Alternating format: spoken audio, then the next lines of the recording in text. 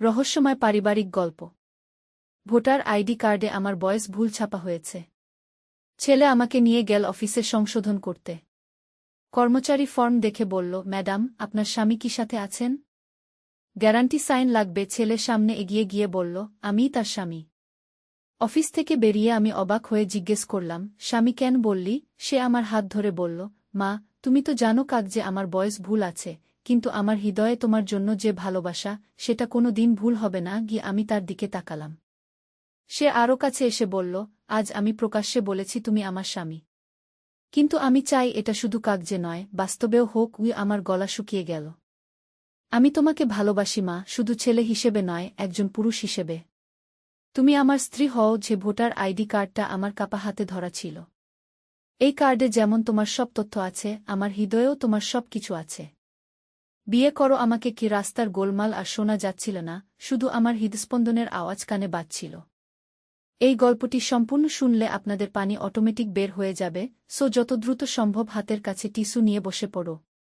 বিছানার চাদর যেন নষ্ট না হয় সেটা সম্পূর্ণ খেয়াল রাখার অনুরোধ জানিয়ে গল্পটি এখন শুরু করব। তার আগে সর্বশেষ অনুরোধ, দয়া করে এমন পানি বের করার গল্প নিয়মিত শুনতে আমাদের চ্যানেলটি সকলেই সাবস্ক্রাইব করুন। ধন্যবাদ। হ্যালো বন্ধুরা, আমার নাম প্রিয়াঙ্কা চৌধুরী। আমার বয়স 39 বছর। আমার স্বামীর নাম দেবাশিস চৌধুরী, বয়স 41 বছর। আমাদের 2 সন্তান, অভিজিৎ আর রিয়া। অভিজিৎ 20 বছর বয়সী, বিশ্ববিদ্যালয়ে পড়ে। রিয়া 13 বছর বয়সী, 8ম শ্রেণীতে পড়ে। গত সপ্তাহে একটা অদ্ভুত ব্যাপার হল। আমার ভোটার আইডি কার্ডে বয়স ভুল ছাপা হয়েছিল। 43 বছরের জায়গায় 27 বছর লেখা ছিল। অভিজিৎ বলল, মা, এটা ঠিক করাতে হবে। আমি তোমাকে নিয়ে যাব অফিসে। সকাল 9টায় আমরা নির্বাচন কমিশনের অফিসে গেলাম। সেখানে একজন মধ্যবয়সী কর্মচারী আমাদের ফর্ম দিল। ফর্ম পূরণ করতে গিয়ে দেখি গ্যারান্টি সাইনের জন্য স্বামীর সাইন লাগবে। দেবাশিস তো আজ ঢাকায় অফিসে। আমি মনে মনে ভাবলাম, কি করব এখন? কর্মচারী জিজ্ঞেস করল, আপনার স্বামী কি সাথে আছেন? গ্যারান্টি সাইন লাগবে। অভিজিৎ সামনে এগিয়ে গিয়ে বলল, আমিই তার স্বামী। আমি সাইন করে দেব। আমি চমকে তাকালাম তার দিকে। কর্মচারী একটু অবাক হয়ে বলল, আপনি তো অনেক ছোট দেখতে। অভিজিৎ হেসে বলল, স্যার, আমাদের বয়সের পার্থক্য খুবই কম। আমার স্ত্রীর বয়সও ভুল ছাপা হয়েছে কার্ডে। কর্মচারী আর কিছু জিজ্ঞেস করল না। অভিজিৎ সাইন করে দিল। কাজ শেষ হয়ে অফিস থেকে বেরিয়ে আসার পর আমি জিজ্ঞেস করলাম, এ কি করলি? স্বামী কেন বললি নিজেকে? অভিজিৎ থামল। তারপর আমার দিকে তাকিয়ে বলল, মা, তুমি কি জানো এই কার্ডে তোমার বয়স কত? 27, আমি বললাম। আর আমার বয়স কত? 20। তাহলে দেখো, কাগজে কলমে তুমি আমার চেয়ে মাত্র 7 বছরের বড়। আমরা তো প্রায় সমবয়সী। আমি অবাক হয়ে তাকালাম। তো তো কি, মা? আমার মনে হয় এটা একটা ইশারা। আমাদের আসল বয়সের পার্থক্য হয়তো এতটা নয় যতটা আমরা ভেবে রেখেছি। কি বলছিস তুই? অভিজিৎ আরও কাছে এসে বলল, মা, তুমি কি মনে করো না যে আমাদের মধ্যে একটা বিশেষ সংযোগ আছে? অন্যরা যেভাবে মাছেলের সম্পর্ক দেখে, আমাদেরটা সেরকম নয়। আমার মাথা ঘুরতে লাগল। তুই কি বলতে চাইছিস? আমি বলতে চাইছি, আজকে অফিসে আমি যখন বললাম আমি তোমার স্বামী, তখন মনে হলো এটাই ঠিক। এটাই সত্যি। রাস্তার মাঝখানে দাঁড়িয়ে আমার পা কাঁপছিল। অভিজিৎ, তুই কি বলছিস? আমি তো তোর মা। হ্যাঁ, জন্মসূত্রে তুমি আমার মা। কিন্তু হৃদয় দিয়ে? হৃদয় দিয়ে আমি তোমাকে একজন নারী হিসেবেই দেখি, প্রিয়া। আমার নিজের নাম শুনে চমকে উঠলাম। প্রিয়া? তুই আমাকে নাম ধরে ডাকছিস? হ্যাঁ, আজ থেকে তুমি আমার প্রিয়া। আমার প্রিয়তমা। আমি পেছনে সরে গেলাম। তুই পাগল হয়ে গেছিস নাকি? পাগল? হতে পারে। তোমার প্রেমে পাগল। এই কথাটা শুনে আমার পুরো শরীর কেঁপে উঠল। রাস্তায় মানুষের ভিড়, গাড়ির হর্ন, সব কিছুই যেন থেমে গেল। শুধু অভিজিতের কথাগুলো কানে বাজতে লাগল। অভিজিৎ, ঘরে চল। এখানে এসব কথা বলিস না। কেন?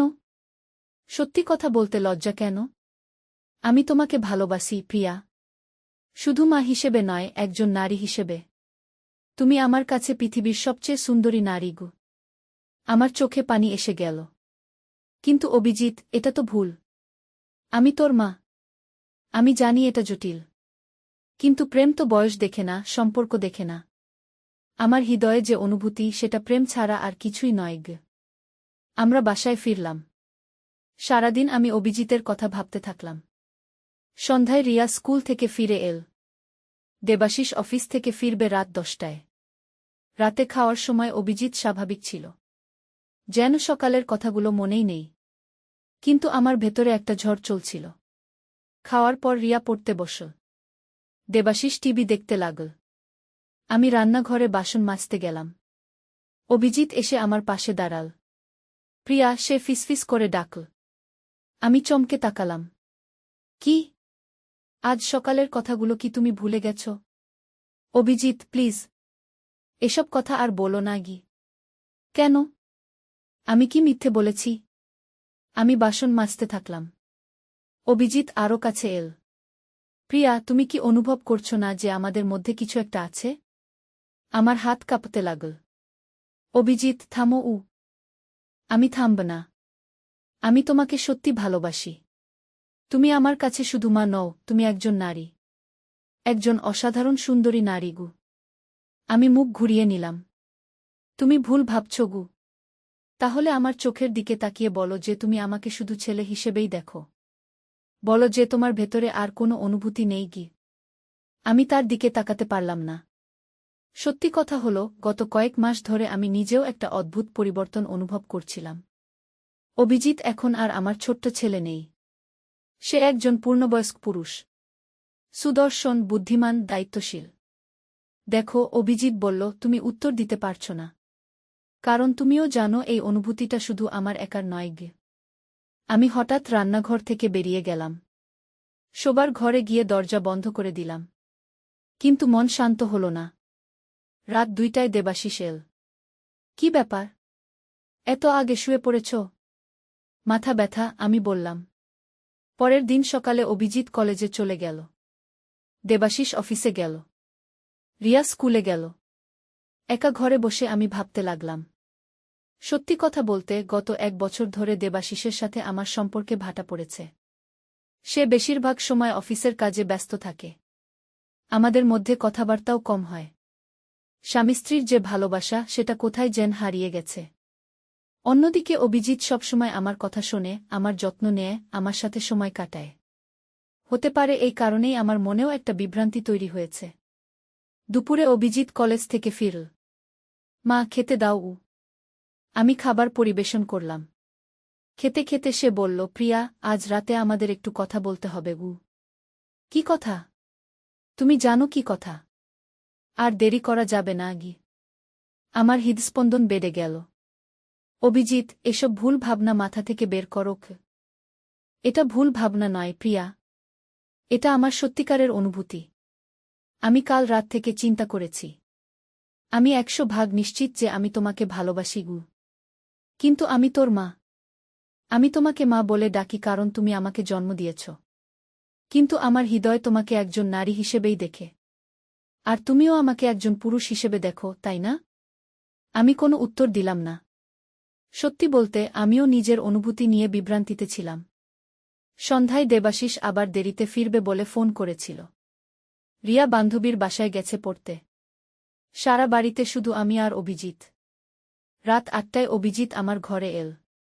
প্রিয়া, আমাদের কথা বলতে হবে গু। কি কথা বলবো? আমাদের ভবিষ্যৎ নিয়ে গু।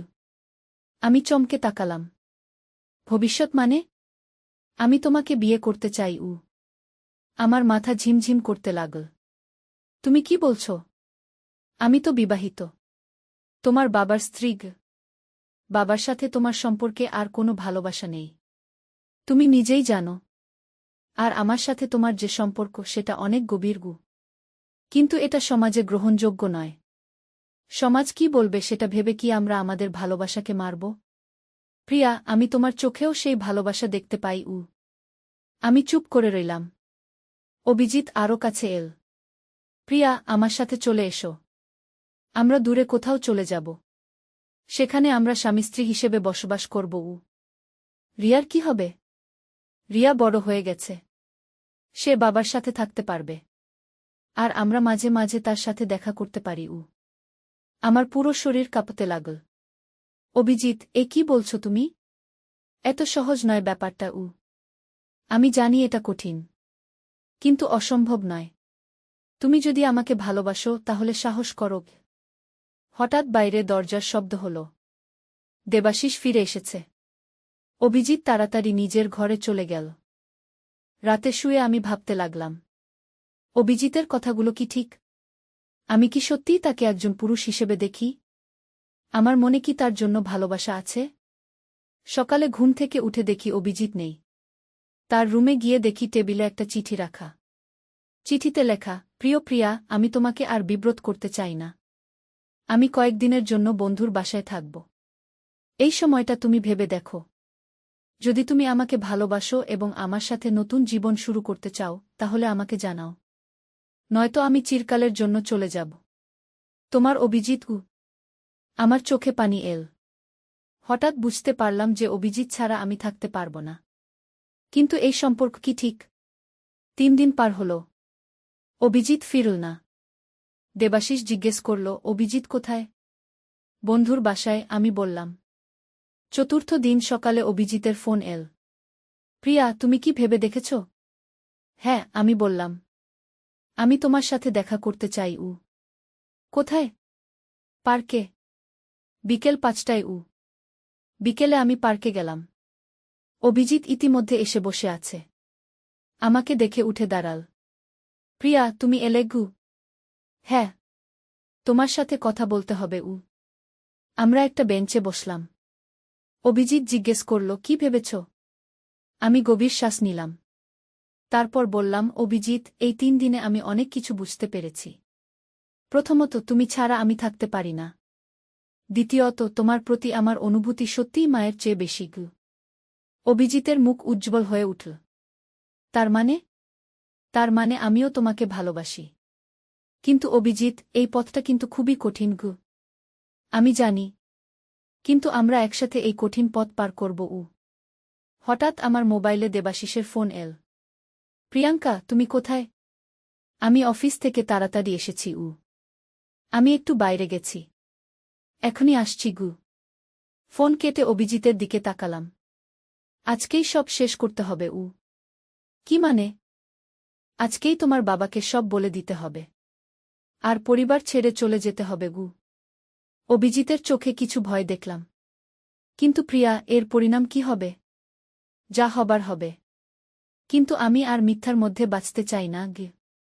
বাসায় ফিরে দেখি দেবাশিস, রিয়া সবাই বসে আছে। অভিজিতও এসে গেছে। দেবাশিস বলল, কি ব্যাপার? তোমরা দুজনই আজকাল খুব চুপচাপ থাকো। আমি গভীর শ্বাস নিলাম। তারপর বললাম, দেবাশিস, আমাদের সবার সামনে কিছু গুরুত্বপূর্ণ কথা আছে। দেবাশিস চোখ কুঁচকে তাকাল। কি কথা? আমি আর অভিজিৎ। আমি থামলাম। কণ্ঠস্বর কাঁপছিল। অভিজিৎ এগিয়ে এল। বাবা, আমাদের একটা গুরুত্বপূর্ণ সিদ্ধান্তের কথা বলতে হবে। কি সিদ্ধান্ত? আমি সাহস সঞ্চয় করে বললাম, দেবাশিস, আমি আর অভিজিৎ আমরা একসাথে থাকতে চাই। দেবাশিসের মুখ ফ্যাকাশে হয়ে গেল। মানে? মানে আমরা একে অপরকে ভালোবাসি। শুধু মাছেলে হিসেবে নয়, একজন নারী পুরুষ হিসেবে। রিয়া চমকে উঠল। মা, তুমি কি বলছ? দেবাশিস রাগে ফেটে পড়ল। কি বলছো তোমরা? এ কি পাগলামি? অভিজিৎ শান্ত গলায় বলল, বাবা, আমি জানি এটা আপনার কাছে অদ্ভুত লাগছে। কিন্তু আমাদের এই অনুভূতি সত্যি। অনুভূতি?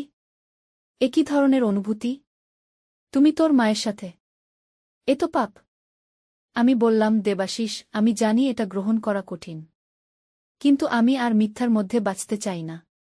আমার হৃদয়ে যা আছে সেটা বলে দিলাম। রিয়া কাঁদতে শুরু করল। মা, এ কি করলে? আমাদের পরিবারের কি হবে? অভিজিৎ রিয়ার কাছে গেল। রিয়া, তুমি চিন্তা করো না। তুমি বাবার সাথে থাকবে। আমরা তোমাকে ছেড়ে যাচ্ছি না, শুধু আলাদা থাকব। দেবাশিস চিৎকার করল, তোমরা পাগল হয়ে গেছ। এ কি বলছ? প্রিয়াঙ্কা, তুমি তো একজন মা। কি করে তোমার নিজের ছেলের সাথে? আমি বললাম, দেবাশিস, আমি জানি এটা অস্বাভাবিক।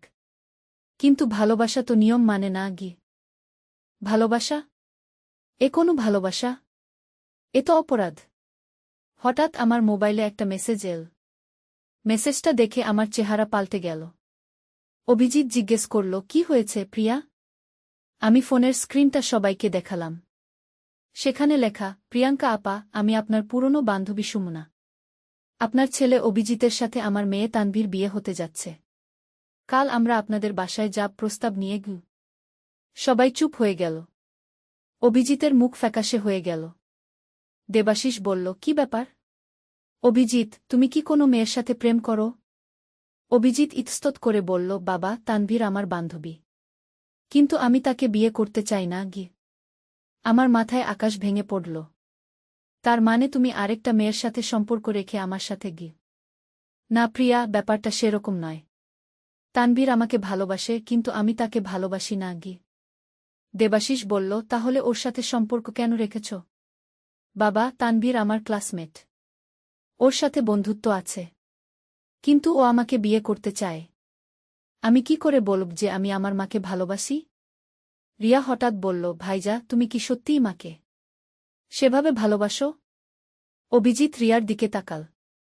রিয়া, আমি জানি এটা তোমার কাছে অদ্ভুত লাগছে। কিন্তু হ্যাঁ, আমি মাকে একজন নারী হিসেবে ভালোবাসি। রিয়া কাঁদতে কাঁদতে বলল, কিন্তু এতে তো আমাদের পরিবার ভেঙে যাবে। আমি রিয়াকে জড়িয়ে ধরলাম। মা, তুমি চিন্তা করো না। আমরা কোনোভাবেই তোমাকে কষ্ট দিতে চাই না গি। দেবাশিস বলল, প্রিয়াঙ্কা, তুমি কি সত্যি এই পাগলামিতে বিশ্বাস করো? আমি চুপ করে রইলাম। সত্যি বলতে, তানভীরের কথা শুনে আমার মনে সন্দেহ হচ্ছিল। অভিজিৎ আমার কাছে এল। প্রিয়া, তুমি কি আমাকে বিশ্বাস করো না? অভিজিৎ, তুমি যদি সত্যিই আমাকে ভালোবাসো, তাহলে তানভীরের সাথে সম্পর্ক কেন? প্রিয়া, তানভীর আমার বন্ধু। আমি ওকে স্পষ্ট বলে দিইনি কারণ আমি জানতাম না তুমি আমার অনুভূতি বুঝবে কিনা। কিন্তু এখন যখন তুমি বুঝেছ, আমি তানভীরকে সব বলে দেব। পরের দিন সকালে তানভীর তার মা সুমনা আন্টিকে নিয়ে আমাদের বাসায় এল। তানভীর খুবই সুন্দরী একটি মেয়ে। আমার বয়সের তুলনায় অনেক ছোট, অনেক সুন্দরী। সুমনা আন্টি বলল, প্রিয়াঙ্কা, আমার মেয়ে তোমার ছেলেকে অনেক ভালোবাসে। আমরা চাই তাদের বিয়ে হোক। দেবাশিস খুশি হয়ে বলল, অবশ্যই। অভিজিৎ এত সুন্দর একটা মেয়ে পেয়েছে। অভিজিৎ চুপ করে বসে আছে। আমিও কিছু বলতে পারছি না। তানভীর লজ্জা পেয়ে বলল, অভিজিৎ ভাই, আপনি কিছু বলছেন না কেন? অভিজিৎ তাকাল আমার দিকে। তারপর তানভীরের দিকে তাকিয়ে বলল, তানভীর, আমি তোমাকে আগেই বলেছি। আমি তোমাকে শুধু বন্ধু হিসেবে দেখি। তানভীরের চোখে পানি এসে গেল। কিন্তু ভাই, আমি আপনাকে ভালোবাসি। আমি জানি। কিন্তু আমি তোমাকে সেভাবে ভালোবাসি না গি। সুমনা আন্টি রেগে গেল। কি বলছো অভিজিৎ? আমার মেয়ের কি দোষ? অভিজিৎ বলল, আন্টি, তানভীরের কোনো দোষ নেই। কিন্তু আমার হৃদয় অন্য কারো জন্য। কার জন্য? অভিজিৎ আমার দিকে তাকাল। আমি ইশারায় তাকে থামতে বললাম। আন্টি, এটা ব্যক্তিগত ব্যাপার। সুমনা আন্টি রেগেমেগে চলে গেল।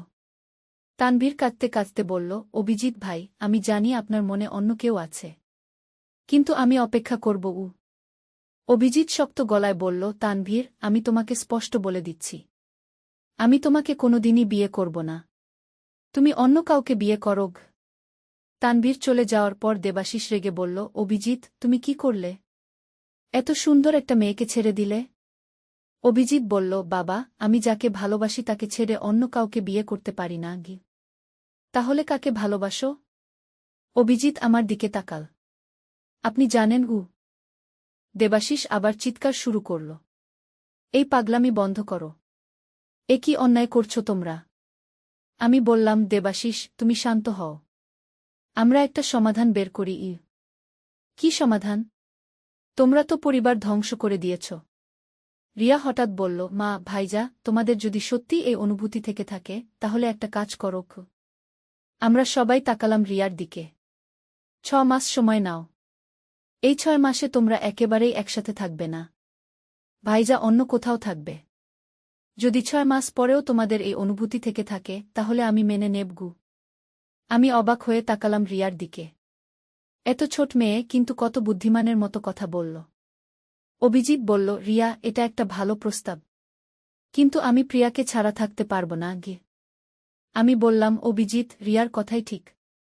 আমাদের নিজেদের পরীক্ষা করা উচিত। যদি আমাদের ভালোবাসা সত্যি হয় তাহলে 6 মাস দূরে থাকলেও টিকে থাকবে গি। দেবাশিস বলল, হ্যাঁ, এটাই ভালো। অভিজিৎ, তুমি তোমার মামার বাসায় চলে যাও। পরের দিন অভিজিৎ মামার বাসায় চলে গেল। আমার খুব খারাপ লাগছিল। কিন্তু মনে মনে ভাবলাম, এটাই ভালো। এই সময়টায় আমি বুঝতে পারব আমার অনুভূতি কতটা সত্যি। প্রথম সপ্তাহে আমার খুবই খারাপ লাগল। অভিজিতের অভাব অনুভব করলাম। কিন্তু ধীরে ধীরে মন স্বাভাবিক হতে লাগল। 2 মাস পর আমার মনে হল আমার অনুভূতিটা হয়তো একটা ভুল ছিল। দেবাশিসের সাথে সম্পর্ক আগের চেয়ে ভালো হল। রিয়ার সাথেও বেশি সময় কাটাতে পারলাম। 3 মাস পর অভিজিতের ফোন এল। প্রিয়া, তুমি কেমন আছো? ভালো আছি। তুমি কেমন? আমি তোমাকে অনেক মিস করছি। এখনও তোমার জন্য আমার ভালোবাসা একই রকম আছে গি। আমি কিছুটা দ্বিধায় পড়লাম। অভিজিৎ, আমার মনে হচ্ছে আমাদের অনুভূতিটা হয়তো ভুল ছিল। তুমি কি বলছ? আমি বলছি, এই 3 মাসে আমি স্বাভাবিক জীবন যাপন করতে পেরেছি। তোমার বাবার সাথে সম্পর্কও ভালো হয়েছে গি। ফোনের উপাস থেকে কোনো কথা এল না। অভিজিৎ, হ্যাঁ, আমি আছি। প্রিয়া, তুমি যদি সত্যিই মনে করো আমাদের অনুভূতি ভুল ছিল তাহলে আমি মেনে নেব গু। আমার চোখে পানি এসে গেল। অভিজিৎ, আমি তোমাকে ভালোবাসি। কিন্তু এই ভালোবাসা মায়ের ভালোবাসা। আমি বুঝতে পেরেছি আমি তোমার মা, তুমি আমার ছেলে। এটাই আমাদের সম্পর্কের সত্য। ঠিক আছে মা। আমি বুঝতে পারলাম গু। 4 মাস পর অভিজিৎ বাসায় ফিরে এল। আমাদের সবার সাথে স্বাভাবিক আচরণ করল। কিন্তু আমি লক্ষ্য করলাম তার চোখে একটা কষ্টের ছাপ। 5 মাস পর তানভীর আবার আমাদের বাসায় এল। এইবার একা। সে অভিজিৎকে বলল, ভাইজা, আমি এখনও আপনার জন্য অপেক্ষা করছি গু। অভিজিৎ তাকাল আমার দিকে। তারপর তানভীরকে বলল, তানভীর, আমি তোমাকে বিয়ে করব। আমার বুকটা ধক করে উঠল। কেন জানি ভালো লাগল না। 6 মাস পূর্ণ হওয়ার আগেই অভিজিৎ আর তানভীরের বিয়ে ঠিক হয়ে গেল। বিয়ের প্রস্তুতি শুরু হল। বিয়ের আগের রাতে অভিজিৎ আমার কাছে এল। মা, কাল আমার বিয়ে গু। হ্যাঁ, জানি। খুশি তো? খুশি। কিন্তু একটা কথা বলতে চাই। বলো। আমি তানভীরকে বিয়ে করছি। কিন্তু আমার হৃদয়ে তোমার জায়গা চিরকাল থেকে যাবে। শুধু এখন সেই ভালোবাসার রূপ পাল্টে গেছে। আমি তোমাকে আমার মা হিসেবে ভালোবাসি। আমার চোখে পানি এসে গেল। অভিজিৎ, আমিও তোমাকে ভালোবাসি। আমার প্রিয় ছেলে হিসেবে গু। আমরা কাঁদতে কাঁদতে একে অপরকে জড়িয়ে ধরলাম। কিন্তু এই কান্না ছিল মুক্তির কান্না। আমরা আমাদের সম্পর্কের সত্যিকারের রূপ খুঁজে পেয়েছিলাম। অভিজিৎ আর তানভীরের বিয়ে খুব সুন্দর হল। আমি খুশি মনে তাদের বিয়ে দিলাম। তানভীর খুবই ভালো মেয়ে। সে আমাকে মা বলে ডাকে। আজ 2 বছর পার হয়ে গেছে। অভিজিৎ আর তানভীর খুব সুখে আছে। তাদের একটা মেয়ে হয়েছে। আমি নানি হয়েছি। দেবাশিসের সাথে আমার সম্পর্কও অনেক ভালো। আমরা একসাথে নাতনিকে নিয়ে খেলি। রিয়া এখন 15 বছর বয়সী। ও মাঝে মাঝে বলে, মা, তুমি আর ভাইজা তখন কি পাগলামি করেছিলে গি। আমি হেসে বলি, মানুষের জীবনে কিছু ভুল সিদ্ধান্ত আসে। কিন্তু সেই ভুল থেকে শিখে নিতে পারলেই জীবন সার্থক হয় গ। আসলে সেই 6 মাসের বিরতিটা আমাদের জন্য খুবই ভালো ছিল। আমরা বুঝতে পেরেছিলাম যে আমাদের মধ্যে যে অনুভূতি ছিল সেটা ক্ষণস্থায়ী মোহ ছিল, ভালোবাসা নয়। প্রকৃত ভালোবাসা হল সেটা যা সম্পর্কের সীমানা মেনে চলে। মা-ছেলের ভালোবাসা, স্বামী-স্ত্রীর ভালোবাসা, ভাই-বোনের ভালোবাসা, প্রতিটার আলাদা জায়গা আছে। আজ আমি একজন সুখী মা, একজন সুখী স্ত্রী এবং একজন সুখী নানী। অভিজিৎ একজন সুখী স্বামী এবং একজন সুখী বাবা। আমাদের পরিবার আবার পূর্ণ হয়েছে। সেই ঝড়ঝঞ্ঝার দিনগুলো এখন অতীত। আমরা শিখেছি যে পরিবারের সীমানা এবং সম্পর্কের মর্যাদা রক্ষা করাই জীবনের সবচেয়ে বড় শিক্ষা। গল্পের শেষে বলতে চাই, জীবনে কখনো কখনো আমাদের মন ভুল পথে যেতে চায়। কিন্তু সময় এবং দূরত্ব আমাদের সঠিক পথ দেখায়। আমাদের মতো যারাই এমন পরিস্থিতিতে পড়েছেন তারা যেন ধৈর্য ধরে সঠিক সিদ্ধান্ত নেন। পরিবার হল একটি পবিত্র বন্ধন। এই বন্ধনকে রক্ষা করাই আমাদের প্রধান দায়িত্ব।